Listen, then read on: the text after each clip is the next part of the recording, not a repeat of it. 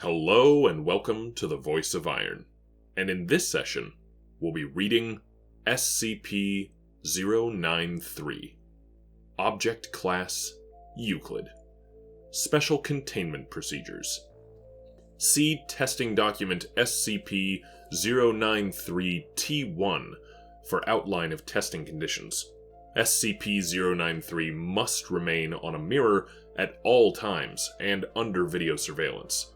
Admittance into the area of SCP-093's containment must be authorized only with proper video recording and subject retrieval procedures in place. Any attempt to use SCP-093 outside of an approved test will be dealt with severely, up to and including termination.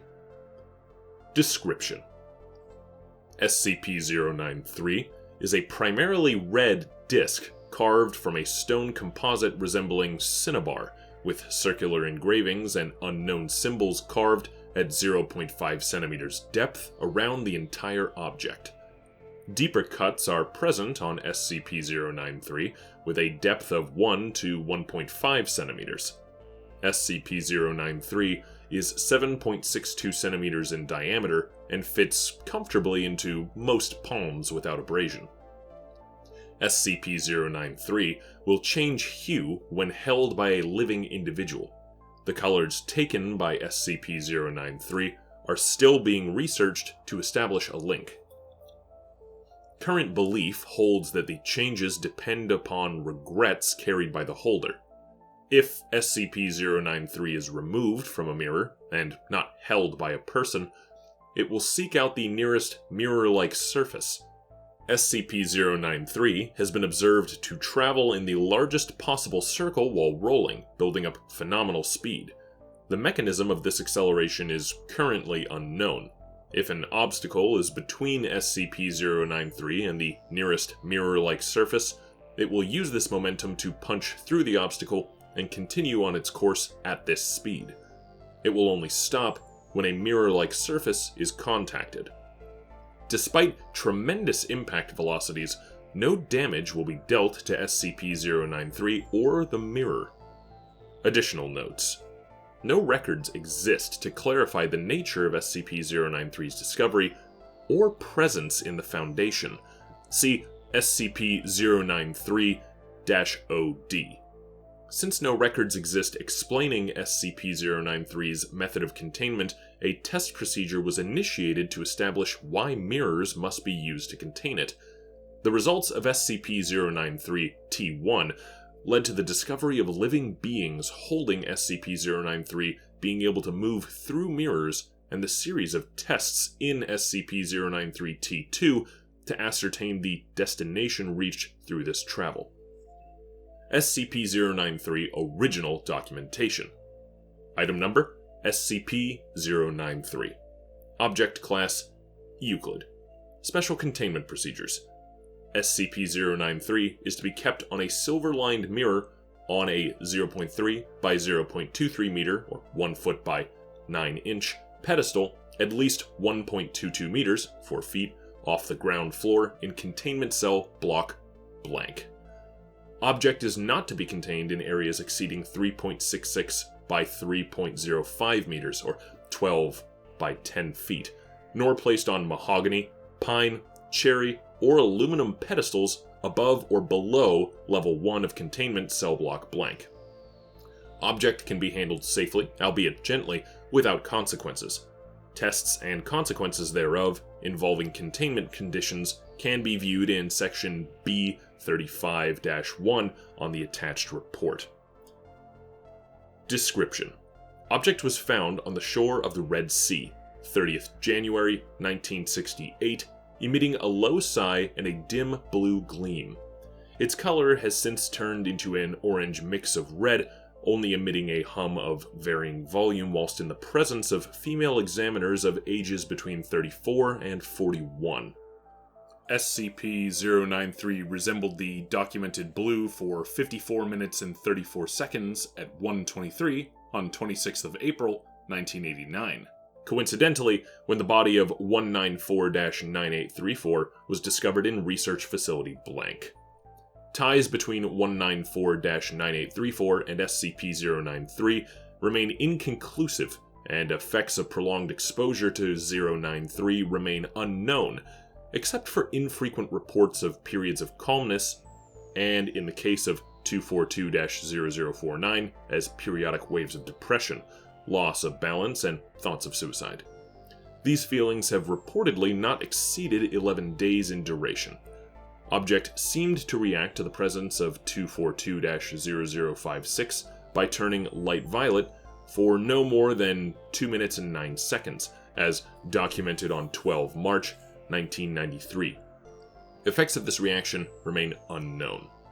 Additional notes. Origins of 093 remain unknown, and documents of recovery of 093 have since been destroyed in a fire in Research Facility Blank, 09 December 1989. Reports on the feelings of researchers who handled 093 have remained inconsequential since 19 April 1995. SCP-093 T1 Containment Test. Testing of SCP-093 against conditions set forth for existing containment procedures to assess viability of continuing such containment, beginning with changing the type of mirror used as a position of rest. Mirrored surface, brass frame, retail grade mirror. SCP-093 rests without activity when placed on the mirror. This test alone removes the need for costly silver or wooden containment systems. Standard grade table. SCP-093 turns upright and begins to roll across the table surface in one direction, making a U-turn and rolling to the other, completing an oval shape and repeating this action until a mirror is brought into vicinity of it, at which time SCP-093 rolls towards the mirror and lays flatways against it, sliding toward the center. It is noted that despite the grainy feel of SCP-093, it does not mark the mirror in any fashion while moving across it. 2 mirrors at either end of a standard grade table. SCP-093 gravitates towards the closer mirror regardless of orientation and makes no distinction between different types of mirrors, favoring a factor of distance above all else in choosing the mirror to move to. A mirror held by a person and moved around. SCP-093 follows the mirror as it moves, gaining speed until a maximum velocity of blank is reached. At any velocity, the impact of SCP-093 against a mirrored surface results in no damage to either object. A person holding SCP-093 placing it on mirror. This test was accidental, the result of one of the staff tripping another after some debate about who would be covering the lunch tab.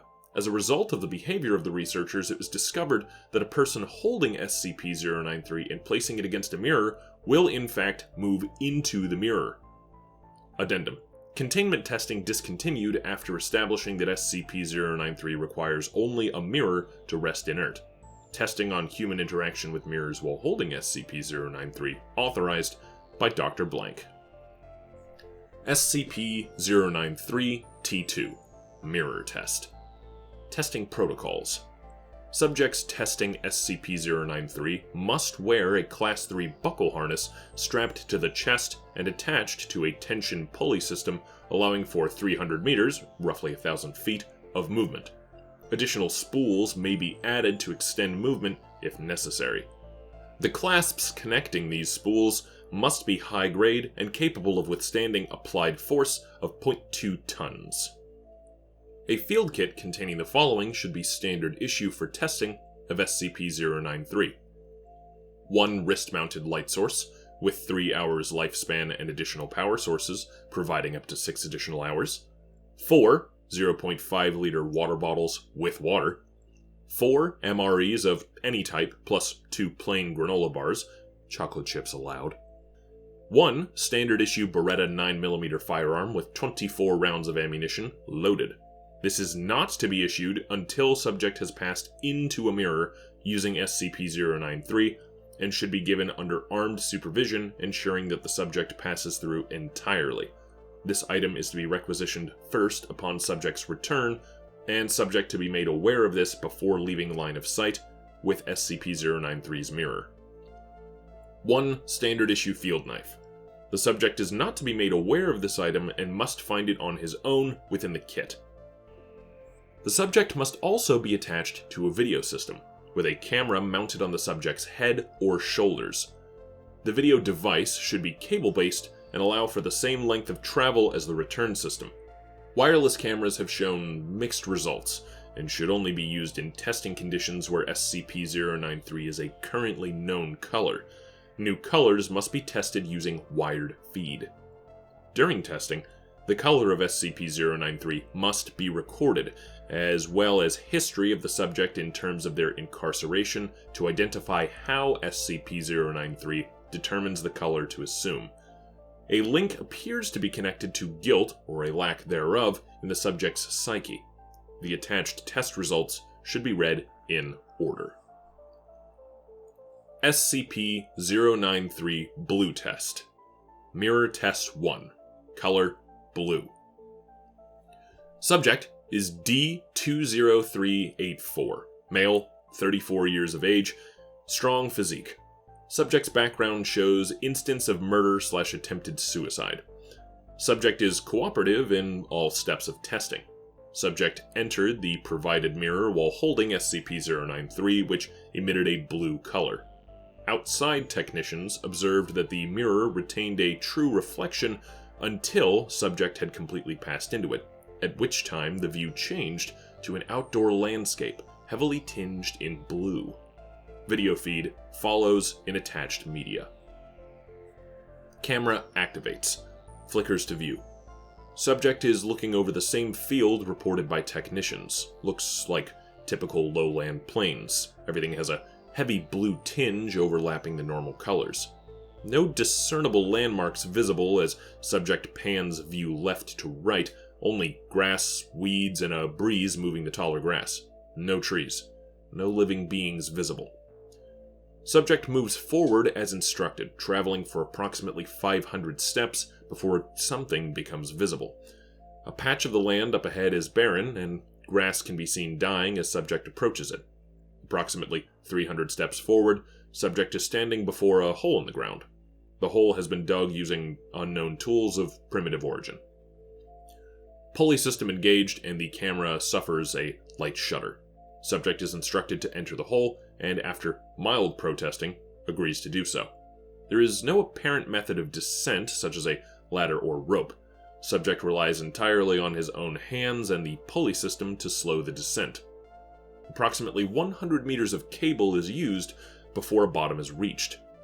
Light source provided in field kit activated 50 meters down when outside sources become unreliable. Sweeping gestures of the light reveal nothing more than dirt even at the bottom of the hole. Subject moves forward with assistance of light source. Asked about the blue tinge, subject expresses confusion and says there is no such tinge from his perspective, and never was. Light is visible down the passage, and 150 meters of cable has been used. Out of the camera's eye, sound is recorded of the firearm being prepared. When questioned about these actions, subject states justified precaution and moves forward. The tunnel turns from bare dirt to a concrete enclosure. Subject complains of a stench. The light source is revealed to be ceiling light fixtures, a series of which, with less than a quarter broken, while the others function. A series of 6 doors, 3 to a side, span before the camera view, with a 7th door visible at the end of the corridor that has been blocked by what looks like generic metal shelving debris.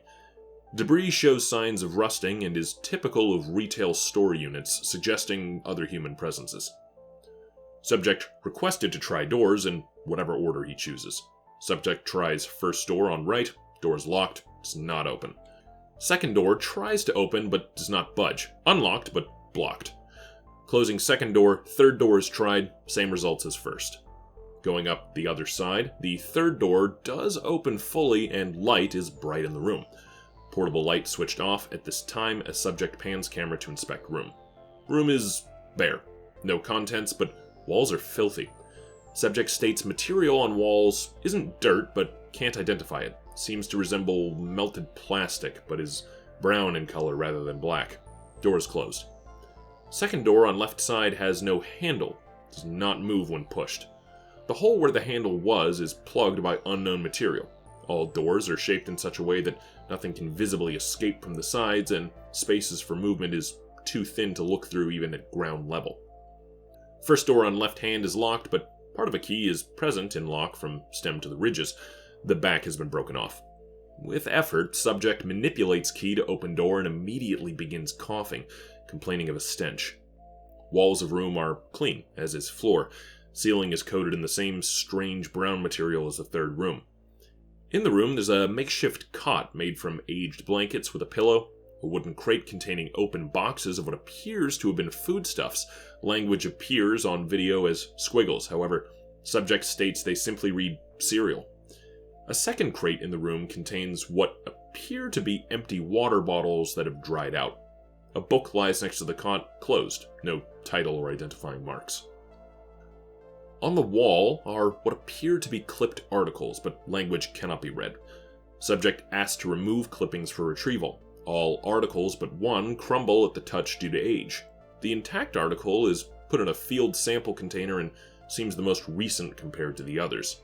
Asked to investigate the book, subject begins to move towards it. Audio on the tape goes strange, and a high-pitched screeching noise like grinding metal dominates all communication for 3.5 seconds. Subject has not touched the book still, and when the noise stops, subject asks Control to repeat request.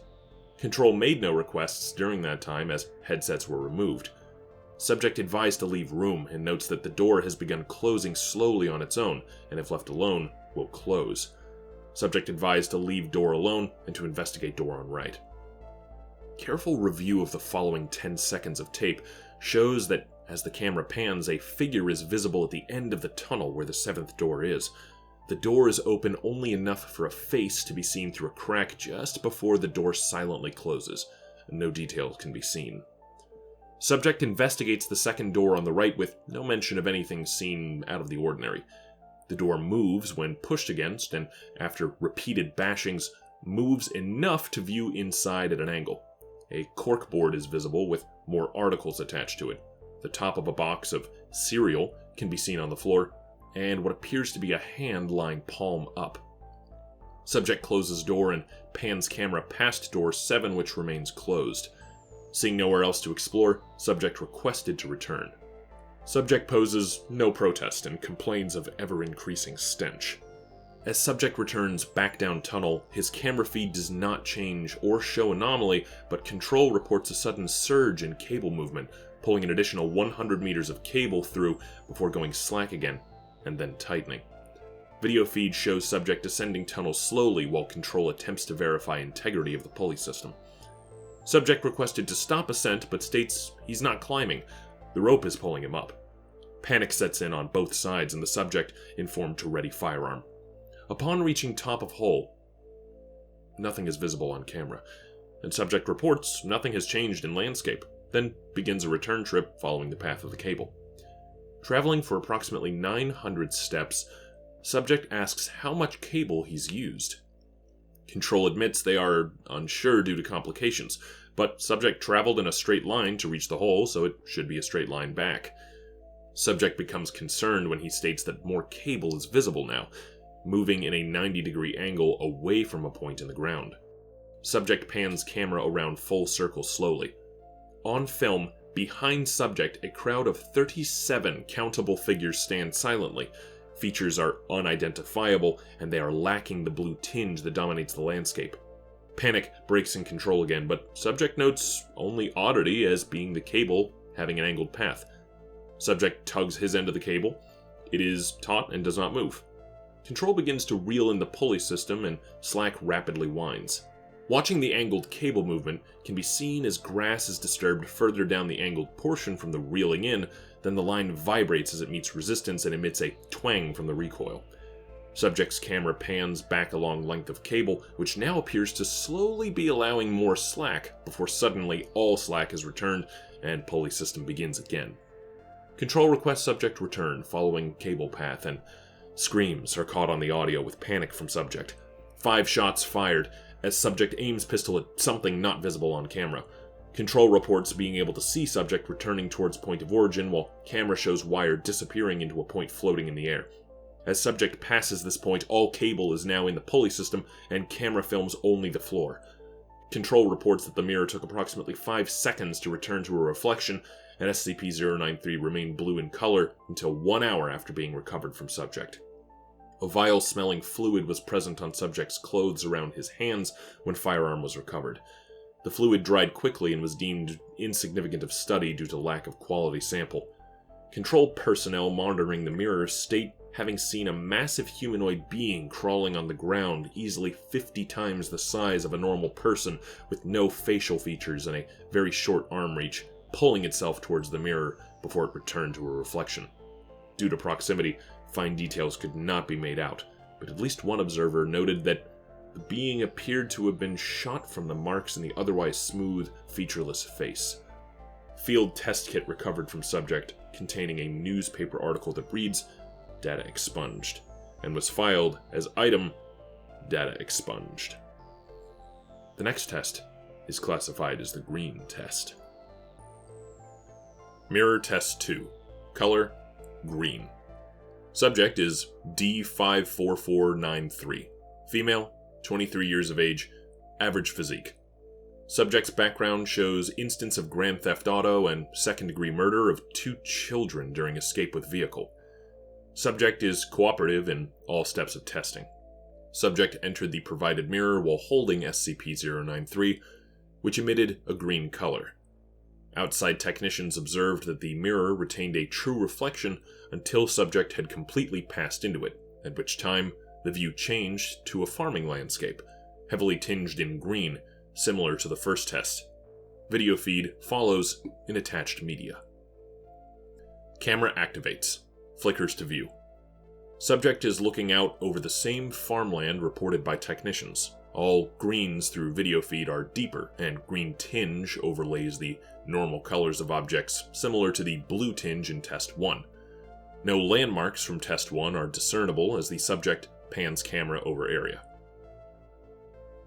Present is a field, long abandoned, in the middle of which stands the remains of a scarecrow of unknown origin. Fragments left are rotted and torn. Nothing grows in the tilled land. A farmhouse is visible to the right of the field. Large, 2 stories, a basement shelter entrance is visible at one end. Subject prepares her sidearm immediately and is asked by control to relax before proceeding, her heavy breathing dominating the audio feed. Subject takes a few minutes to announce that she's fine, then proceeds as directed to walk the perimeter of the farmhouse. Children's bicycles, 2, a boy's and a girl's, lie against the house near the shelter doors. One of the doors to the shelter lies in the grass, torn from the entrance as evidenced by splintering wood.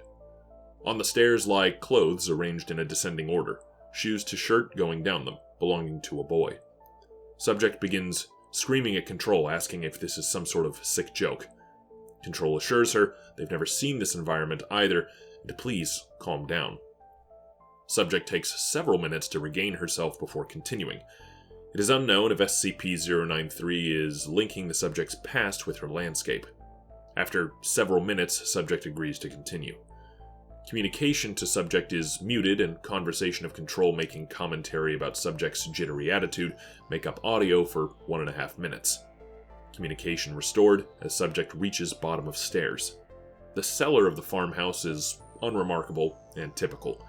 Several wooden shelves line the far wall, containing unidentified canned substances. Broken light fixtures sway gently from support beams. Camera is panned across the basement slowly. No evidence of footprints are visible, and the basement can be assumed to have been abandoned for some time. Subject begins to comment about a stench. As subject pans the area, a metal hatch is visible in the ground, similar to a bulkhead on a submarine with a turn handle. Subject remarks that the smell is at its worst around the hatch, and the dirt around the hatch is noted as being clumped and clay-like. The handle of the hatch is old, and the paint chipped. Subject is coerced into turning the handle, which, when fully turned, opens the hatch. Subject begins coughing at the release of assumed old, stale air. When camera is tilted to view down the hatch, it is a white concrete tunnel, similar to the one found in the blue experiment but in much better condition. Subject asked to descend ladder and close hatch behind her. After some convincing, subject agrees to descend but does not close the hatch. Overlooked concerns about severing the pulley return system in doing so are acknowledged. Descent down the ladder and trip to the farmhouse has consumed approximately 53 meters of cable when bottom is reached. The inside of the hatch appears to be a bunker ill-suited to long-term usage. It is spacious, about half the size of the actual cellar itself, containing 3 bunks, 1 for a couple and 2 for single use. Several boxes of food similar to those found during Blue, marked as cereal, fill a waste container near the hatch bottom. On the beds are 2 skeletons, and on the floor is a third, lying next to which is a simple 6-shooter revolver containing no ammunition. 3 spent casings are across the floor near the gun. On the other side of the skeleton is a bound book in good condition. This is retrieved and placed into a field kit container upon request. The gun is left alone per request from Control. Subject examines more of the bunker, focusing on a desk where a newspaper has been cut and is in good condition. The clipped articles are recovered using a field kit container. Little else of interest to be brought back is in the bunker as the camera is panned around. Trash bags containing clothing and a few children's toys resembling popular 1950s-era products are lined against the wall. Subject is requested to leave the bunker and then sharply asked to wait by a control technician who directs the camera view to an area near the exiting doorway to the hatch. Closer inspection, as subject moves in, finds that a small area has been fitted with what appears to be an Ethernet jack, the cover of which has been forced slightly away from the wall by a strange amber-like substance. Subject refuses to touch or collect a sample, commenting that it stinks so bad that if they want it, they can come and get it themselves. Control declines, and subject leaves bunker. As subject grips ladder to leave, the camera pans up for a moment, and at the top of the tunnel, a humanoid figure is seen peering down. Control asks subject to confirm figure. Subject states nothing is up there and begins to climb. Figure draws out of camera view after first rung is touched by subject, who ascends without incident. At the top of the tunnel, no other life is seen, and nothing has been disturbed. Subject insists nothing was there and closes the hatch, then immediately vomits. Subject coughs and uses a supplied water bottle to gargle, then freezes and asks if Control is hearing that. Control reports no audio. Subject approaches cellar hatch cautiously, with firearm drawn, and lifts her head just enough so camera can view outside area. In the distance, approximately 700 meters from the farm, 2 massive humanoid beings are crawling across the landscape.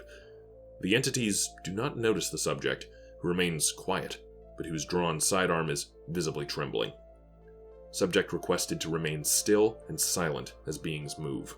They are featureless, facing at an angle, moving across the field of vision so the faces are only visible for a few moments. During this time, it is clear they have no facial features. The arms they use to drag themselves are short at times and long at others, stretching out to various lengths each time they move. There is no rear area to the beings. All bodily design appears to end at the torso. The 2 creatures take approximately 10 minutes to disappear into the distance before the subject begins to panic and begs to return. Request declined. Subject instructed to enter the home from the cellar and not to leave the home under any circumstances. The first floor is entered through a hatch in the ceiling/floor that opens with rusty creaks that cause subject to pause for 37 seconds before continuing upward and entering a kitchen. A heavy layer of dust coats all items in the kitchen. The refrigerator is left open, all food is spoiled. Adjacent the kitchen is a living area that subject enters slowly. There's a recliner, a couch, and a television, all of 1950s style design. In the recliner is a laptop whose case also resembles 1950s decor and is coated in heavy dust. Opening the laptop reveals the last moments of its operating system, Faithful OS, leaving a standby mode and immediately shutting off. Laptop has no external power source and will not power back on. When asked to recover laptop, it brings the cushion of the recliner with it, the 2 stuck together. Subject advised to leave laptop where it is.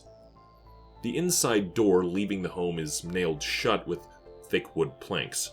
No attempt is made to interact with these. Camera view pans to a staircase leading upstairs. Subject ascends the stairs without being asked, and the stairs remain silent to control surprise. When subject reaches top of stairs, a hallway with 2 doors is viewed, one on each side. And at the end of the hall, a dumbwaiter is inlaid into the wall. Subject opens door on left on her own, which opens to a master bedroom. The bed is neatly made, but the wardrobe next to it is thrown open and clothes are everywhere on the floor. Subject finds laid out on the bed several pieces of jewelry and is informed to leave them. Subject begins to protest, then comments they stink and leaves them alone, promptly leaving room. Subject asked to open second door. The second door opens and gives a view of a shared children's bedroom, obviously boy and girl given the types of toys and clothes scattered on the floor. There's also a window which subject approaches and wipes with a curtain to clear dust.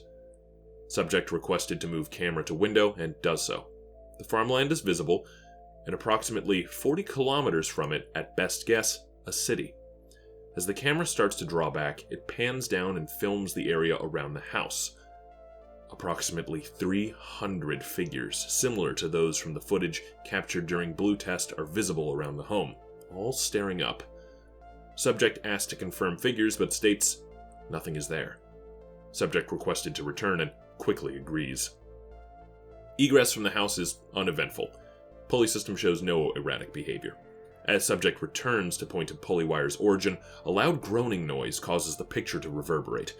Technicians at control report they were also able to hear the noise and experience the vibration. Subject returns through point of origin without investigation, and mirror returns to reflective surface. SCP-093 relinquished. Video ends. Returned newspaper fragments filed as blank. The next test is classified as the Violet Test.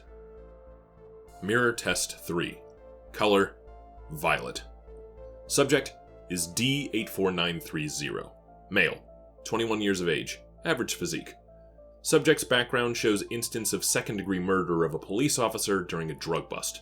Normally, this crime, while severe, would not qualify a person for a sentence that would end up with us, but the murder of the officer was especially brutal, and excessive violence was used. The subject was uncooperative, and had to be reminded that his cooperation would only benefit him. Subject entered the provided mirror while holding SCP-093, which emitted a violet color. Outside technicians observed that the mirror retained a true reflection until subject had completely passed into it, at which time the view changed to a cityscape. Urban, lightly tinged in purple, similar to the first test. Video feed follows in attached media. Camera flickers to life and pans around the area. Subject is in what appears to be a modern downtown district, similar to a city like New York. The streets are mostly bare except for a few cars of unknown make or model. These cars look highly advanced and streamlined. Subject attempts to look into the car windows without being instructed to, but backs away, remarking there is a rank-ass stank coming from the areas around most of them. Subject is persuaded to move closer to one car and does so with coughing, wiping off a window which is covered in dirt. The inside of the car appears to be completely filled with a strange brown matter. There is nothing at all visible other than the brown matter. 2 other cars produce the same results, however a 4th vehicle seems more recent than the others, and the insides are immaculate. The doors to this vehicle are unlocked, and subject quickly gets inside, then shuts the doors. Subject is chastised for this behavior by Control, who reminds him his lifeline is nothing more than a cable, which is sturdy enough that closing the car door does not injure it, but they cannot recover a person in motion. Subject argues with Control over this issue and pans the camera across the dashboard, pointing out he couldn't drive away even if he tried. The dashboard is void of any recognizable controls. No ignition, no steering. It has several small blank screens that are theorized to be a GPS system. Subject remains in the car while Control discusses how to proceed since the city landscape is far larger than the previous test destinations. Control debates this issue while Subject stares around the cityscape from the car. During one pan, a face is clearly seen staring into the car, eyes watching the subject. However, this was not noticed until post-test footage review. Subject made no comment regarding this entity at any point. Control shortly after informs Subject to remain where he is, and an escort team is dispatched through the mirror to join him. A team of 4 armed personnel is sent through the mirror and proceeds to Subject's location. Subject is then instructed to remove his harness, which is recovered. The subject's video feed then ends and is replaced by a wireless unit used by the escort team. The video quality on this unit is subject to more interference, but in order to mark the mirror exit, a receiver system is placed through the mirror. Subject leaves the car and now travels with the escort team. Given the myriad of possible options, they are instructed to simply move to the closest building and attempt to enter it. The building has etched glass doors bearing the name XEA Research Partners Incorporated, and the doors are ajar. A magnetic lock system is present but has lost power. Team enters the building and main lobby. The area resembles a stereotypical corporate lobby. There is a C-shaped receptionist desk with a chair pulled far from it, as if it was left in a hurry. A PC terminal is at the desk as well. The team approaches the desk, and the camera bearer is instructed to examine the PC. The unit does appear to have power, and Faithful OS appears on the screen, requesting a login and a password. A keyboard is present, but is remarkably slim with touch-sensitive keys rather than press-down keys. After one failed attempt, the lock screen replies that maximum attempts have been exceeded, and the PC turns off. No actual tower or power button can be located, so team moves forward. Behind the receptionist desk are two elevator doors, one to the left and one to the right, with similar touch-sense keys. The elevator on the left is broken, the door open and the shaft empty. The elevator on the right appears functional and has power. Without a clear destination, the team is instructed to proceed to the highest floor to get a lay of the city. All floors appear to be accessible, with the highest being 114. In reality, 112, as 13 and 113 are missing from the keypad. Journey up the elevator is uneventful during this time. The elevator does appear to take longer as it passes by 13 and then 113, suggesting that entire floor was built and nothing put on it. At 114, the doors open and team enters a large lounge-type area. There are many couches with dust on them. A widescreen, apparently LCD TV of approximately 60+ inches in size dominates the wall in front of them with no power. A series of windows are open, allowing in sunlight at the far end, to which the team proceeds and angles the camera outside. The view of the city is astonishing. This building is one of the tallest visible, but certainly not alone in its stature. The city below is gray and silent. No evidence of life at this altitude. Some buildings in the city have a strange brown growth that appears to have been splashed against them, as if a gelatinous mass was flung and then seeped down before hardening. Other buildings have floors where the glass has been shattered and the same brown substance is seeping out the edges. One member of the team calls the camera bearer to the windows on the other side. From the other side of the building, the city edges can be seen. Attention is pointed towards an expressway that encircles the city, upon which crawls another of the large half-body humanoids, dragging itself with its elastic arms as witnessed in previous tests. It travels the highway, then moves out of sight. The team returns to the elevator and notes that a button has already been activated for floor 74. No one has approached the elevator, so the team agrees to travel to this floor. On the 74th floor, the doors open and reveal a waiting area to what appears to be a doctor's office. At the reception desk, there is a sign-in sheet with a series of names and dates. The dates on the sign-in sheet all carry the year 1953. A PC at the receptionist area is on and functioning at a user desktop. The background for the PC is a large set of praying hands and the word Faithful OS under them. On the desktop are a series of folders with years on them containing files that, when clicked using the center button of the mouse, opens to a word viewer. All files appear to be appointment information. On the desk is a notepad titled, "From the Desk of Dr. Borisky, Blessed Purificationist." The door to the doctor's area is sketched with the same name and titles, as well as a crucifix. Opening the door leads to a white, dust-free hallway that has 2 examination rooms and a key-coded door at the end. The examination rooms are unremarkable and typical of any doctor's office. All medicine cabinets are empty. A small amount of C4 is placed on the lock and the key-coded door at the request of control and then blown, forcing the door open. The area it opens into is much larger than the reception area itself, and seems to contain a series of large containment capsules. There are a total of 6 of these capsules. 2 are broken and a brownish amber material coats the floor coming from them. 1 is empty. The last 3 have nude humans floating in them with breathing masks. Attached to the front of these tubes are medical charts showing vital signs and conditions. For symptoms, the charts explain in somewhat awkward English ailments that seem more like flaws of personality or character, or just incidents that have occurred with the patient. Control asks for a zoom of one of the patient pages on the chart. After focusing, it reads, "Citizen Jennifer McZerka did suffer a lapse of the heart that did lead her to lay with her neighbor twice upon nights of her husband's departure from their home. Patient did submit herself into the Lord's and our hands for cleansing of mind and body. Prayer administered by High Father Uwalakin, and patient submitted to a 3-day period in the Lord's tears to cleanse her system, then released in good spirits."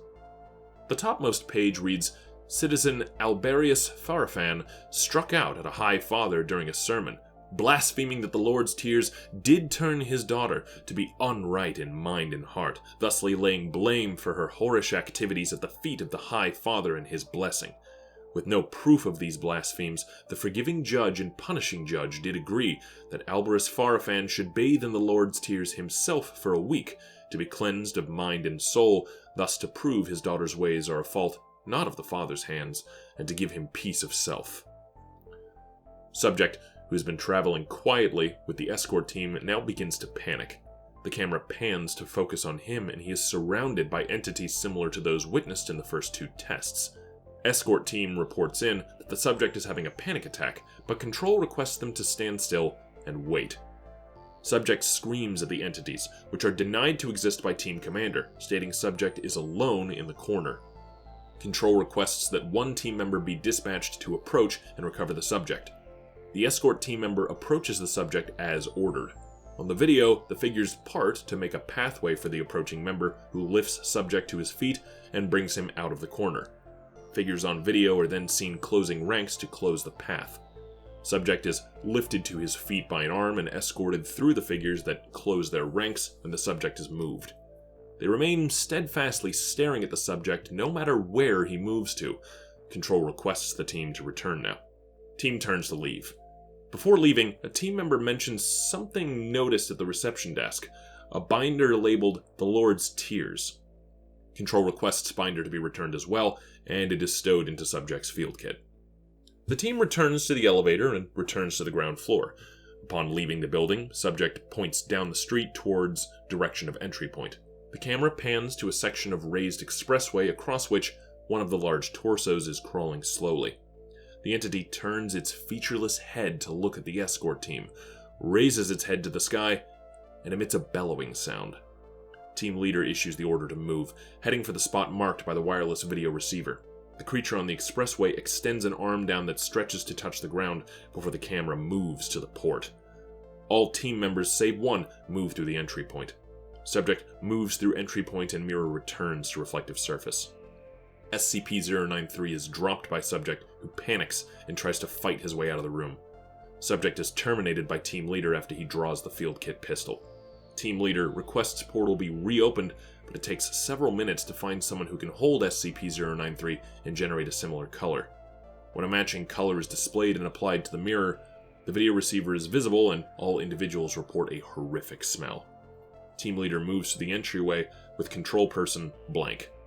The uniform and possessions of the escort team member who is left behind are present and recovered, but the member himself is nowhere to be seen and does not respond to shouts. Member assumed KIA, and wireless receiver recovered.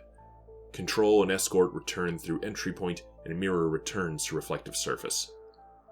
Later review of the recovered camera shows escort member blank grasping at the air where entry point should be, and then turning to look up at the oversized torso. Brown gel seems to drip off the creature as it moves, then disappears shortly after being dislodged, as if evaporating. Several shots are fired at the creature's face with the automatic weapon carried by blank that land in the face of the creature, causing a spray of less viscous brown liquid to pour forth from the wounds. Blank screams obscenities as the face of the creature descends upon him and the camera pushed to the ground. Camera feed remains dark for approximately 65 seconds before light comes back and the camera films the creature crawling back to the expressway and pulling itself onto it, then crawling in the direction it was originally headed. Blank believed to have been absorbed by the creature and perhaps digested. This may have been an example of how these unknown entities feed by direct contact with living material. Further study is recommended to be avoided on this issue. Returned ledger filed as blank. The next test is classified as the yellow test. Mirror Test 4. Color yellow. D-class subjects no longer authorized for testing. Testing focus has been shifted to data collection after analyzing the articles brought back from the previous 3 tests to better understand the fate of the world accessed by SCP-093 and determine if safeguards or practices are required for our own world. Analysis of the brown fluid on the clothing of the lost escort team member Blank has been filed with other recovered articles. Dr. Blank has volunteered for this test, as out of the possible candidates, he was able to cause SCP-093 to undergo a new color change. There is no evidence in Dr. Blank's background of any illegal or criminal behavior, nor of any psychological problems. When presented to the mirror, the view changed to that of a cubicle office environment. For this test, Dr. Blank opted to use the wireless video system and forego the pulley return system, stating he was confident he would be safe as none of the torso creatures have been witnessed within a building where the mirror's destination showed. Video feed commences after Dr. Blank has crossed the mirror. As with prior tests, SCP-093's current color, yellow, tinges all video material. Camera flickers to life and pans across a series of plain white cubicle constructs. Approximately 30 are visible. At the far end from the point of entry is an office module built into the wall with frosted glass walls and a glass door. Dr. Blank approaches this door and investigates the etched writing on it. Senior Manager, Stanley Millimitz. The door is unlocked. Dr. Blank enters the office and examines the desk. A coffee cup is on the desk, a dark brown stain covering half of the inside as the liquid evaporated. There's a donut on a plate, which Dr. Blank picks up and lobs at a wall. On impact, it thumps like a rock and falls. A file cabinet in the corner of the room draws Dr. Blank's attention, and he goes through each shelf one at a time, stopping in the second drawer and taking out a file, then going back to the first and taking out 2 others. Continuing to the third and fourth drawers, he withdraws 4 additional files and spreads them all out on the desk. The files are blue filing folders, and he points with his finger and camera at a symbol on each of praying hands, stating aloud for the camera that all other files are stored in yellow folders. The blue folders are placed in his field kit. Camera attention is turned to the PC on the desk that is logged in and functional. Dr. Blank comments aloud, wondering where these devices are getting their power from, as he's noticed no power outlets. The PC's desktop contains the logo of Faithful OS, and even has sounds. Clicks of the mouse followed by soft hymn-like hums, and opening of icons followed by angelic bells. The PC fails to yield any useful information to Dr. Blank, who abandons it and leaves the office. Approaching the other end of the office floor, Dr. Blank presses a button on the wall for the elevator and enters, finding that he is on the 34th floor of a building having an unusual number scheme. The keypad goes from -115 to 115 and includes all floors. Before pressing a floor button, Dr. Blank requests that the wireless video transponder be moved to the elevator and replaced with a construction cone to mark the entry point. A second transponder unit is placed outside the elevator, and Control is instructed to recover the second unit and seal the test chamber should something happen to him, and when all is arranged, he presses the button for floor -115. The descent down the elevator is long, consuming 15 minutes. During this time, the camera experiences one malfunction where the image jerks and turns to snow, restoring to show 14 other figures in the elevator with Dr. Blank as video pans around, all of whom move as he moves to allow him space. They remain for 35 seconds, then the camera flickers to snow and returns. Dr. Blank is now alone in the elevator, dancing as is assumed by the ducks and sways of the video feed. Dr. Blank pauses to comment on a rising stench coming from below. At this point, the elevator has reached floor -108. Dr. Blank presses -110 to interrupt the descent down and exits when that floor is reached. The elevator doors open to an enclosed observation deck with several PCs and chairs. All PCs appear to have power. The ceiling to this deck is also glass, and above it another deck is visible. Dr. Blank approaches the monitoring stations and checks one of the PC screens. On the screen is the Faithful OS logo and a video feed toggling between 4 different views. The first view is a room of tubes similar to those found in the Test Violet, which number in the thousands. The second view is a closer-up view of these tubes as a camera glides in front of each to monitor the contents. All tubes the camera passes by are broken. The third view is facing the opposite direction as a camera glides vertically, checking each observation station. A total of 10 can be counted, and Dr. Blank is visible as the camera passes by his own station. Looking up, a hovering camera unit with no visible means of propulsion glides up past him. The fourth view shows the ground floor below the observation deck, where a single astonishingly large torso being is crawling in circles, bumping into walls and changing directions. From the camera feed, the creature's estimated size is 6 stories. Returning attention to the contents of the PC, Dr. Blank moves the video log aside to see a simple text editor that was hidden behind it. A printout of this text was recovered and filed in the field kit. The printout directed Dr. Blank to a safe on floor 54 and provided a combination. Dr. Blank leaves the observation deck and proceeds to 54 without a vent, arriving on a cubicled office floor.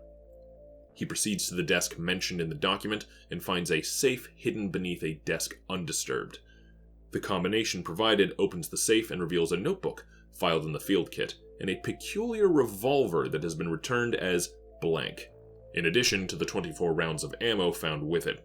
Dr. Blank proceeds back to the elevator without a vent and returns to 34. Given the sheer number of floors available to explore and the vital information obtained from the observation deck, the test is considered over and equipment is retrieved. Before returning through the entry point, Dr. Blank investigates a terminal nearby that has power and finds it shows the exact same screen as the one on -110 shows. It is theorized that the author of the note installed a network virus to propagate it through the building, so any PC on that network would be found in the information discovered. Dr. Blank returns through the entry point and the mirror returns to a reflective surface.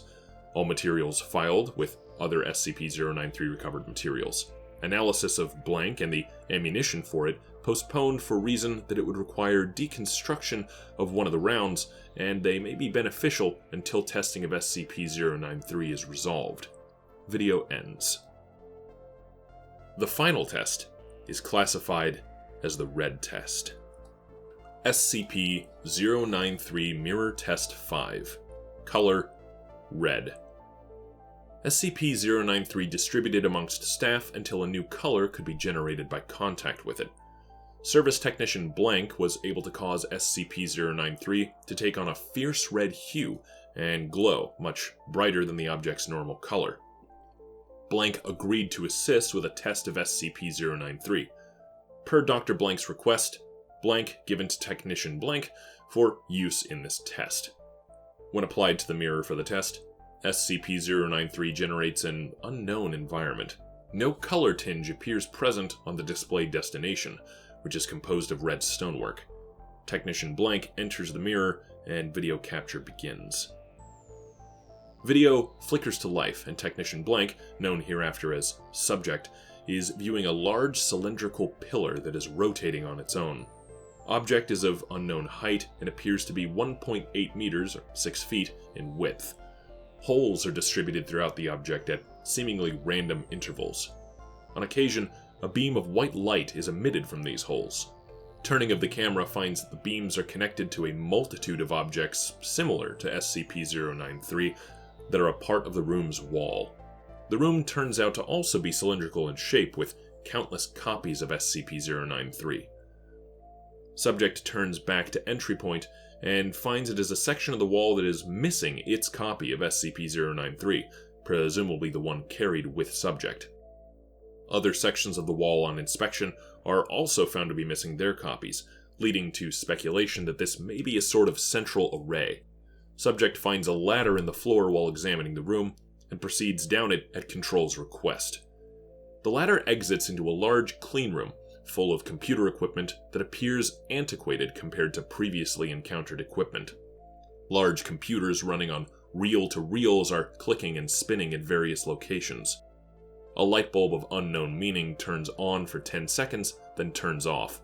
A large CRT monitor is displaying single words in 8 colors at roughly 5-second intervals. While observed, the words clean, unclean, clean, clean, lost, unclean flash on the screen. Proceeding through the room, it ends in a large glass window as another observation deck. This deck looks out over another series of tubes as witnessed before, but far fewer and filled with a blue liquid. What appears to be electrical current dances over many of the tubes at erratic intervals. At least 5 tubes at first glance are empty and broken. At the observation window, a keyboard is present on a pedestal, awaiting a selection to be made. The options available on the screen are Tube Status, which waits for a numerical input, Reports, Situation X-549, Situation X-550, Evacuation Log, BS, Agent Blank Report, and Facility Fire Plan. Video expunged. All selections that generated text were transcribed by subject and verified by a control member who passed through the portal to recover them. The process took approximately 2 hours, and the video feed was deleted to condense this report. Recorded documents are filed as blank. Video interrupted. Control lost contact with subject approximately 30 minutes after departure of Control Tech. Subject was asked to remain in area and observe the machinery and the containment room to make observations for debriefing. The SCP-093 mirror portal returned to a reflective surface prematurely, and all video contact with subject was lost. Control was unable to re-establish due to SCP-093 being across the mirror. A time-lapse of 1 minute and 48 seconds was recorded before mirror portal re-established itself and subject returned through portal. Subject appeared to be in good health and condition despite the time loss, but spoke little. During immediate debriefing, subject underwent sudden convulsions and medical staff was alerted. While attempting to subdue subject, he displayed enhanced strength and used blank to shoot one of the debriefing staff, killing them. Guards shot subject once with a sidearm in the heart and once in the chest, but subject did not fall. All staff evacuated room, and a second shot was fired by subject which missed. A more heavily armed team entered debriefing room and used automatic weapons to dispatch subject. Reports confirm that subject did not bleed when shot, but instead leaked a green-brown substance that seemed to be a mix of solution observed in some containment tubes and the material recovered during Test 3. All further SCP-093 tests have been discontinued, while review of materials recovered is in effect. A secondary tape recording device was found to have activated in the field kit after loss of video feed, and its contents have been filed with other recovered materials. All recovered materials from SCP-093 testing are Level 4 classification. Release must be approved by no fewer than 2 Level 4 personnel. Staff with acceptable clearance, please sign in with Dr. Blank for access to the materials recovered from SCP-093 tests. SCP-093 recovered materials. All documents contained in this file are Class 4 clearance requiring 2 signed approvals to access. Any employee reading past this point who does not have proper classification should consider themselves to be terminated from employment and now subject to disciplinary actions, up to and including forced administration of Class A amnestic, immediate transfer to Keter Class security, and death. Blue Test. Newspaper Article 1. Only one item could be recovered during our initial test, and that was a newspaper clipping found attached to a corkboard in an abandoned bunker. Most of the articles were in a state of decay, but one was firm enough for recovery. It reads as follows. Most Holy Father announces progress. Unclean being cleansed. A rare public address directly from the Most Holy Father of the United Lands of the Sun has declared that the Blessed Militia has driven back many of the unclean who are skulking our lands now. New Rome, our capital, has been purged of the unclean, and citizens are encouraged to come back to their homes. Citizens who live in the surrounding countryside should not return to their farms, as the unclean still roam the fields and plains around our glorious city and continue to grow in size. The Blessed Militia has developed new weapons, which have proven capable of punishing the unclean and driving them back into the unfertile lands. Construction has begun of a system to permanently close the unfertile lands from our blessed lands in each affected area once all the unclean have been driven away. The Most Holy requests that all citizens of our united lands bow in prayer and offer tithe to recognize the sacrifices of our blessed militia in these troubled times. Reports have been coming in that falsely accuse the blessed militia of having committed sin against the citizens whose homes they are inhabiting as they travel bravely through contaminated lands. The Most Holy would like to remind the people that blasphemy against any who wear his mark is the most grave of sin, and unfounded accusations will be punished accordingly. We should work to support he and his men, however possible, just as they lay down their lives for us. The sinful rebels who... It cuts off here. Green Test. Newspaper articles 2, 3, 4, and diary. Our second test recovered many materials that helped to establish a sequence of events for this alternate world. The diary recovered provided a glimpse into the last days of the owner of the home from which it was recovered, and may represent activity in other areas of the world as well. Newspaper Article 2 reads, Farms surrounding the city of Silver Feathers have reported being unable to contact neighbors across voice or video feeds in the last week. Until an approval is granted by the Regional High Father, an investigation cannot commence, but he assures the people that these events have not escaped his attention. Residents are advised to notify their local Blessed Voice daily, so any further disappearances can be addressed immediately. Residents are also advised to begin stocking their shelters to be ready for any situation. Newspaper Article 3 reads, Following the disappearance of the Blessed Voices from several outlying regions around the city of Silver Feathers, the Regional High Father has declared a concern for safety and livelihood. Under this declaration, all farmland residents must evacuate immediately to their shelters. Scattered reports of an unclean have come in, but have yet to be verified. Newspaper Article 4 reads, The city of Glorious Song has stopped responding to any and all communications. The worst can only be assumed, and our hearts go out to any who are in the region who are unable to hear our words. The city of Silver Feathers Blessed Militia has reported several incursions by the unclean into the city, and have exterminated 4 of the abominations before they could become a danger to any residents. The Regional High Father reminds the citizens to avoid direct confrontation with the unclean. Conventional arms do nothing to the unclean. Only the most holy of implements will penetrate their sin, so do not put yourself in danger. Any citizens who suspect their neighbors indulging in heavy sin should immediately contact the Blessed Militia through designated checkpoints. And finally, the diary reads, First date. I have a distinct feeling we're going to die, so I'm going to write this all down now for whoever comes along and finds our bones. My name is Herverf Jaculsiv, and I'm a farmer.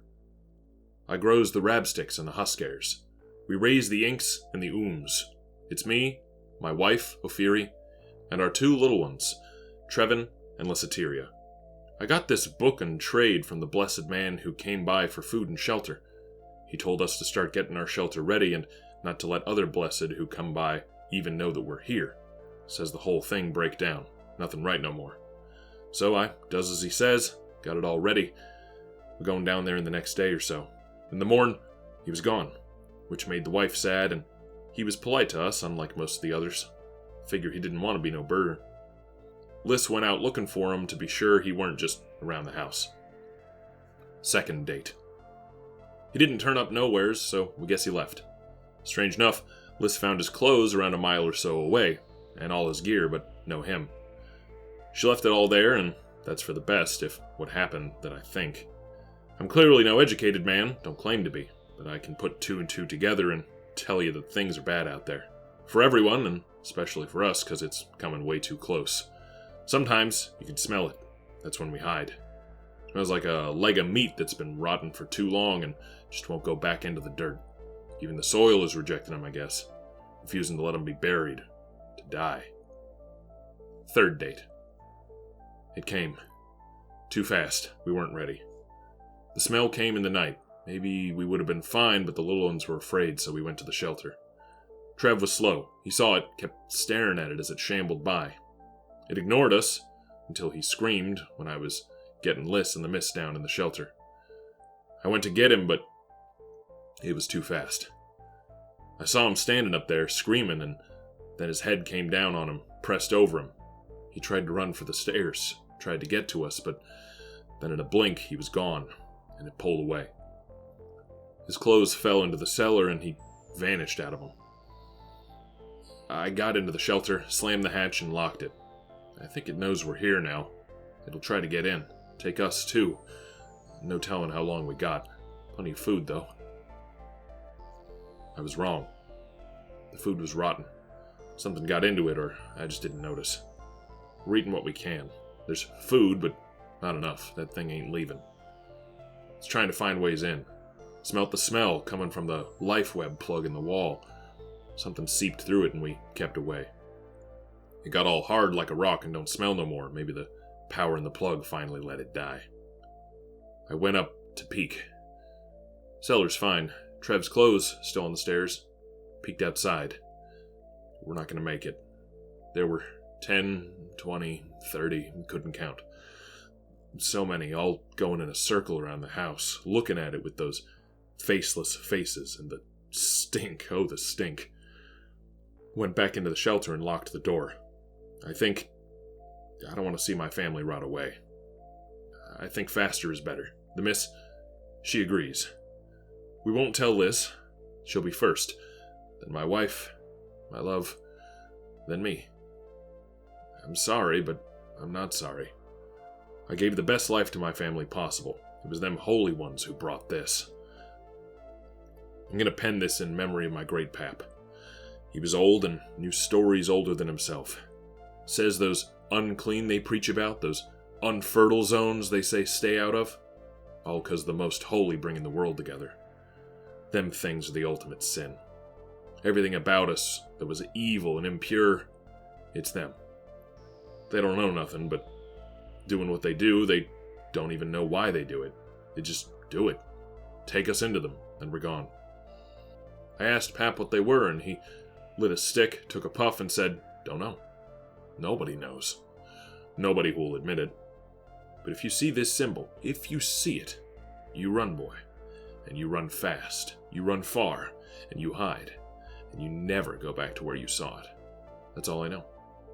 I remember the symbol. It was on the rock he kept on his neck under his shirt. Next day, Pap was gone, nowhere to be found. Dad weren't sad, said he knew it'd happen one day. Pap went home. See you soon, Dad. Pap. Data expunged. Symbol matched the symbol found on SCP-093's surface as one of the deeper engravings. Also matches symbols noticed on video feed of Final Test on SCP-093 duplicates. Violet Test. Office Ledger. The third test with SCP-093 resulted in the unfortunate loss of a security member, but also allowed us to recover a ledger with insight into the medical procedures carried out by the alternate Earth, now termed E-093. Patient, Jennifer McZerka. Recovery tube, 001-1. Mixture, 35% tears, 30% nutrient, 10% HFT, 25% blessing. Summary. Jennifer McZerka is 20 cycles of age, and during her 18th cycle, was the victim of a HOV ride accident that resulted in brain damage and misalignment of her moral processes. She is prone to violent outbursts and can only be calmed down by impure stimulation.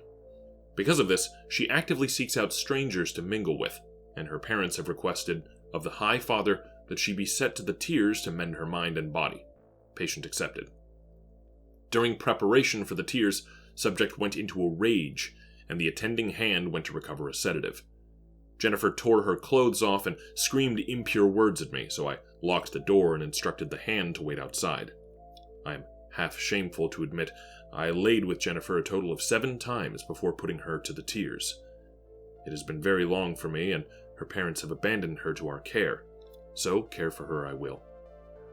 Before setting her to the tears, I authorized a blessed probe of her body functions and found she is settled now with young, and tests confirm it shall be mine. I have mixed her bath to accommodate this, and she will soak in the tears until her body is ready to give life. Patient, none. Recovery tube, 001-2. Mixture, none. Summary, none. Patient, Alberus Farafan. Recovery tube, 001-3. Mixture, 80% tears, 20% nutrient. Summary. Alberus Farafan is a farmer from outside the city of Silver Feathers who claims to have lost family to the unclean. He confronted the High Fathers of the city and demanded compensation and retribution for the loss. The High Fathers deny the existence of unclean beyond the unfertile lands and refuse compensation or retribution. Alberius struck a High Father and was arrested and sentenced to a cleansing of the soul. His mixture is primarily tears to seep into the soul and cleanse his heart and ease his pain. The law-keepers state his family is indeed missing, so his sentence beyond the tears has been dropped in sympathy for their loss. I used the last of the HFT on Jennifer, or I would have used less tears in this bath. 80% is higher than I'm comfortable with, but the HFT is becoming hard to obtain. I may have to go through the dark. Recovery tubes 002-1, -2, and -3 all read, no patient name. Mixture, 75% nutrient, 25% blessing. And summary, a member of the Blessed Militia who was wounded in combat. Request is from the High Father. Details withheld. Yellow test, PC printout, safe diary, and blank. The 4th test into E-093 provided us with documentation assumed to be written by a technician in either a medical or government facility. Blank, found in the safe, is being considered for SCP classification primarily due to the composition of the ammunition found with it and the advanced firing mechanism attached to what should be a very base firearm. The PC printout reads, I did not trust the Overwatchers. I felt something was wrong years ago. Under my desk on floor 54 is a safe with a weapon in it. It is one of those used by the Blessed Militia. My brother has sent it to me. He says they are also not what they claim. They have done things to our fellows even more vile than what the unclean would do. He tells me to be ready to fight. I cannot. It is not me. I do not know violence. I am too frail. You. Use it. Save yourself. The safe diary reads, My name is Herval Tolwas. I am a hard systems watcher here. My job is to monitor the sinful who bathe in the Lord's tears and then make sure that they reach the prescribed dilution time. I have been doing this job for 23 years and now things are falling apart. I can no longer abide by the most holy. I must speak the truth. We are being told to evacuate. The containment tubes have been breached. An unclean has appeared in the place of rest, and we are unable to destroy it. The live motion footage shows how it came to be, and this is what has unsealed my heart and mind and tongue. I must speak. Should the Overwatchers see this, I will be silenced, so I must hide it. Thankfully, they are ignorant with the hardware, so I can hide this easily. The Overwatchers told us we should leave last, to ensure the hardware contains the unclean. What that means is we should distract it and die in case it breaches the watching decks. It has shattered nearly all the tubes and absorbed the people in them. I have dispatched the eyes to the unclean, and they have touched it, bringing me back a sample of it. The unclean are not sinners. They're not products of our disobedience. I suspect they are us. The eyes have dated the sample. It is older than myself, older than my elders. It is over 200 cycles in age. 200! The sirens are still sounding, but no signal has come for us to leave. I do not think this unclean is alone. I've seen how they can get into places, between places. Between places! Is that where they've been all this time? Between places? The makeup of the unclean is unstable. Molecules detach and reattach almost before my eyes. As if to move, the entire thing reforms itself in space and time. Why does it not come up here? Too much effort? Or does it not sense me? They have no eyes, no mouth, no face. They cannot speak, cannot see, but they must be able to sense us. The smell. It is so strong it comes from all directions. It is not a smell of the dead. It is a smell that comes from something that should be dead but does not know how to die. The War of the Holy Union. I think that was where it may have started. We are united under the Most Holy, but what does he owe us? Nothing. We merely keep society running while those on high benefit. Is this not how it has always been? But now we are told we are pleasing the will of those above us in the clouds, those great beings who gave us the power to live and prosper, those who we have never laid eyes upon but are told we must revere. Lies. All of it. It must be. I am using the eyes to create a fluid to oppose the makeup of the unclean sample. Perhaps they will cancel each other out. I will leave soon and store the rounds here. I cannot use the weapon. I'm too weak a man for this. I will protect my family with my mind and not with my rage. We will be safe in the fields. I know where to go. I will go above now, to my family. I will leave the hardware running. I was told to turn it off, but this is where I defy them. It will run. This will watch. The eyes will see for however much time they have. Someone will read this, and someone will know. Take the gun. Take the fluid. Do not listen to the Most Holy. We did. And we are damned. Blank is a revolver-style weapon with two 12-bullet cylinders. The design of the gun has one cylinder on each side, raised slightly so they may flip into the gun itself and then rotate, firing all rounds before flipping out and allowing it to be reloaded while the second is usable, allowing a total of 24 shots before it runs empty. There is no firing pin on this gun, but instead there is a pullback slide mechanism that must be used to prime the active cylinder. At the time of recovering, all 24 slots contained a syringe-style bullet with 32 needles on the end. On impact, it is assumed the force of the shot will press the liquid inside into the target. None have been tested. Of express interest is that these cylinders can hold standard .45 caliber ammunition, which has been tested. The gun uses an ultra-high power magnetic rail system to deliver the shot, so the gunpowder in the bullet is never used. In consideration is a redesign of a round that would utilize the gunpowder mid-flight to add even higher velocity to the round, or that would explode on impact for higher yield. And finally, the red test. PC printouts. The final authorized test with SCP-093 resulted in the loss of a skilled service technician, but allowed us to recover very revealing documents that can only be assumed to not have been intended for public knowledge in any world. Curious among these is Agent Blank Report, which appears to have been written by a Foundation employee several decades ago. While these paper printouts were the best material recovered, it seems that the system used to create them allowed for multiple forms of input, including typed and verbal speech-to-text. Some audio logs of the printouts below are available, but must be requested in advance with fully written explanations as to why. This dual input system seems to explain the variances in the style between users, as well with assumptions made on the part of the software while performing conversions. The facility fire plan reads, "In the event of any emergency requiring the facility to be evacuated, all Clear 4 staff should report to Train Station 3 and use their vial to call the evacuation train. Only one vial is required to call the train, and may contain any amount of tiers. An empty vial will not call the train. Clear 2 and 1 staff should remain at their posts until either 10 minutes after the departure of Clear 4 persons, or until authorized by Clear 4 staff.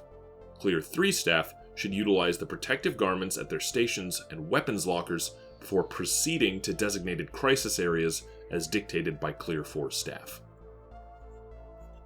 Reports reads, 3 unfertile zones have increased 25% in size in the last 7 days. Containment teams are not finding any presence of unclean in these zones, but they are visibly confirmed as expanding. Clear 5 level High Fathers have confirmed breaches in the holy chambers at each of these zones, all chambers found empty. It is believed that the unclean have breached containment on the holy chambers, dispatching additional guard to remaining chambers. Situation X549 reads, expansion of Zone 64TO has been confirmed. Unfertile zone containment procedures in effect. Containment staff dispatched to site. This is the 10th report in 30 days, upgrading to situation status. Reports from Clear 5 High Fathers have stopped at all affected. The city of His Word has been placed on full lockdown and all travel denied in or out. Other cities are now in alert mode, and combat teams are being dispatched to city perimeters. Situation X550 reads, the great land of Hufusia has fallen per satellite images. Entire landmass considered tainted. Outbreak of sin reported in Lavina, and that landmass has requested assistance from the Holy Union. Assistance denied due to our own outbreak and mass reportings of unclean. Clear 10 staff have issued the order to evacuate via the gateway, and for all Holy Union authorized persons to proceed to the nearest sky platform for evacuation to Star Eye Eden to continue monitoring status. Gateway keys are being ejected to prevent spread from this center to other space-time vectors. Resurrecting staff are being awakened to monitor and continue reports here as we evacuate.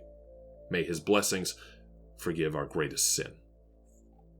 Evacuation log reads, evacuation in progress. Shuttle 1 away. Shuttle 2 away. Shuttle 3 error. Error. Release us. Release us. Why? Shuttle 3 error. Launch aborted. Proceed to Shuttle 4. Shuttle 4 reporting delayed launch. Overloaded. Triage protocols engaged. Shuttle 4 reports passenger limit obtained, preparing to launch. Why? Release us. Why? Us. Release. Why? Us. What did we do? Why? System detecting electrostatic activity compensating. Comp. 10101100. A series of incoherent noise. Why were we hurt? What did we do? Why were we hurt? What did we do? System shutdown. System restore. Purge of contaminated data in progress. Why us? Why us? Why us? Why us? Why? Listen. Record 5432-104-392. Password, forgive us. A series of noise. System purge.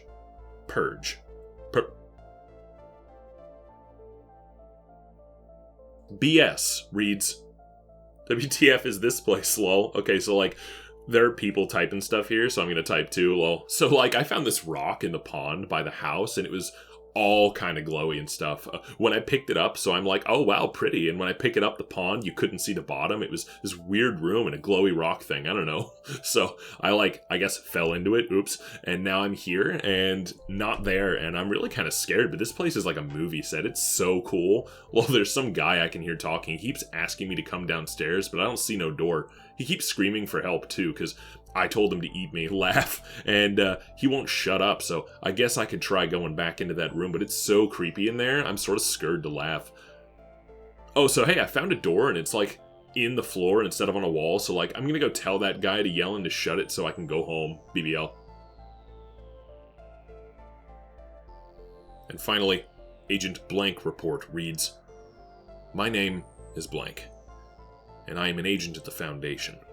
The year in my world is 1972. I assume it is the same in this world, but from what I've seen due to SCP-093, life on this world ended in approximately 1954. I have used SCP-093 to visit a number of locales, starting and ending here in this center. I have seen the landscapes where no grass will grow. I have run from the unclean as they pursue anything they sense. I have no understanding of how they hunt, but I have learned what they are. Approximately 350 years ago, or so, this world experienced a technological boom ours did not. The source of this seems to have been the arrival of He, a godlike being of unknown origin. He declared the world unclean and full of sin, and the only way to purge itself of this sin was to purge the sinners. A war. Whoever was left alive was clean. Amazing advances in science were bestowed to all cultures for a period of 10 years to prepare them for this war, and during that time, he disappeared. The war happened anyway. The instigator, the Holy Union of Land, apparently the landmass that for us would become the United States. Records are sketchy, and books that detail anything about this time period are forbidden in the world. I located a cache of recorded history by following a series of corrupted computer communications. It seems the primary weapon used in this war for his love was, in fact, people, exposed to something called his holy tears, a liquid compound I've seen in use even today in abandoned medical facilities. His holy tears purge the sin from the unclean and make them love him, at least that's what the label states. The records I recovered are very unclear about how this war was waged, except to state his holy chosen walked the lands of the sinful and took their sin unto themselves. Those who cried for his salvation received it and are now our children. Those who denied his love were purified in his radiance. But something apparently happened no one knew how to deal with. The unclean, the large creatures that are a half a man and devour whatever they touch that lives and breathes. I actually found a scientific report written by someone who stumbled here with an SCP-093 copy. These creatures are the result of exposure to a very pure form of his tears, resulting in a genetic apocalypse occurring within the exposed. There are terms in here, something about quantum restructuring. I don't understand any of this, but it means they were once humans like everyone else that couldn't be controlled, but they could be contained. They seem to be attracted to his tears, and a central point was established in various regions where a person with the purest form of his tears stays, keeping the unclean in that area known as the unfertile land. Something went wrong with that too. I'm not sure what, but everything fell apart. The power structure, the culture, the people, all of it fell to ruins, and now those things shamble around the land as its new owners with no purpose or direction. You can stand next to one if you can stand the stink, and they just slip right past you. If you catch their attention, though, that's it. They move like lightning if they need to, and like a snail unless they have a reason to speed up. Sometimes I think they chase just to do it. Others, they move to kill. I think someone is in this facility, or someone's. I keep hearing voices and requests coming from areas under the floor. I want to leave this before I explore the facility any further. I've sent SCP-093 back through the entry mirror to seal that gate. These things can't be let into our world, nor should we have anything to do with this one. We're simply not smart enough to understand it all, I feel. I don't think the unclean can die. They're immortal, but they don't want to be. They just want to die. They're in my head, I think. I didn't notice it till just now, but equipment in this room is starting to react to me. Words on the screen, begging for help. I remember touching the tears, smelling it, tasting it, just a touch. Not eating it, just touching to it. Tasting for acidity. We have pretty stupid investigative procedures, I think. The High Fathers are alive. They have technology we only imagine in our comics given by him. Some of the records on this machine indicate space travel, but they didn't go far. Just far enough to watch the world fall apart and wait to come back and take it. But if they're up there, who's in this building with me? I've seen the faces. Of the people, the unclean. They show up on the pictures cast by the machine, in the room with me, watching me. I think they're everywhere in this world, only seen by machines now. They don't look sad or happy, just curious. They want to know why. Why them? Why did it all happen? I don't know. I just don't know. They showed me things when I touched them, and it's not quite like the records say. The unclean remember it all. Every person they touch becomes part of them. Safe inside them, but dead to us. Every mind, every feeling, every terror, it's eternal to them. I kind of want to join them, but too much to do. They want me to find him, kill him. There was no war, it was him. Him. It. It came from between the folds of time and space and worlds and light and dark. Something that is, but should not be, slipped in and called out to them as their god, and they believed it, and they tasted it and touched it and laid with it and became its property and did its will, and it's still here.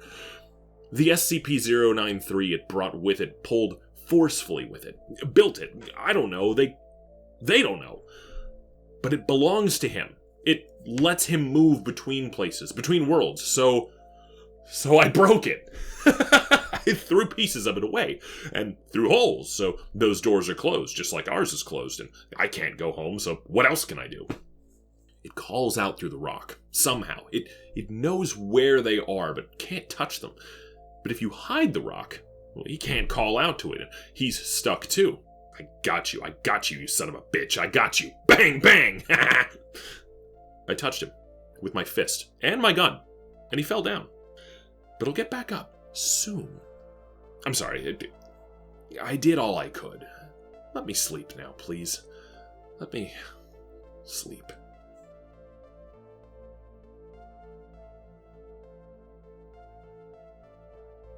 This has been a particularly long SCP reading.